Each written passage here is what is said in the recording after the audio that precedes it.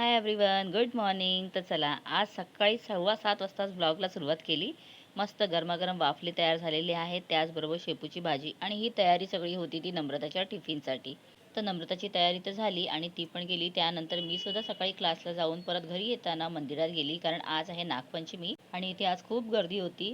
त्यात मी पण आली आणि साईबाबांचं दर्शन घेतलं. त्यानंतर छान पूजा वगैरे केली आणि मग घरी येताना ना कोथिंबीर आणलेली. आल्या आल्या लगेचच कोथिंबीर निवडायला घेतली, कारण एकदा कोथिंबीर ठेवली ना की नंतर मग ती निवडायला काही वेळच मिळत नाही.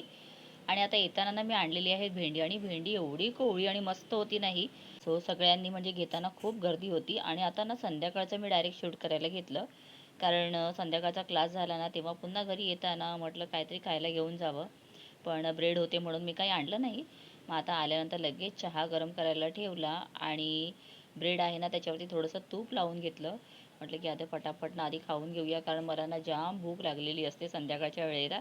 कारण 4 तास कंटिन्यू मुलांना शिकवणं होतं आणि हे बोलणं ना बोलून बोलून अगदी भूक लागलेली असते.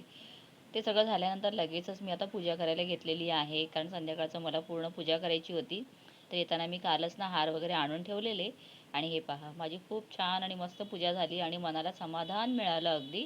आणि आता रात्रीच्या जेवणासाठी ना पुन्हा बाफले बनवायला घेतलेले आहेत, कारण नागपंचमीच्या दिवशी आमच्याकडे तवा ठेवत नाही. तर तुमच्याकडे ठेवता का तुम्ही? मला कमेंट करून नक्की सांगा. भेटूया पुन्हा. Bye bye.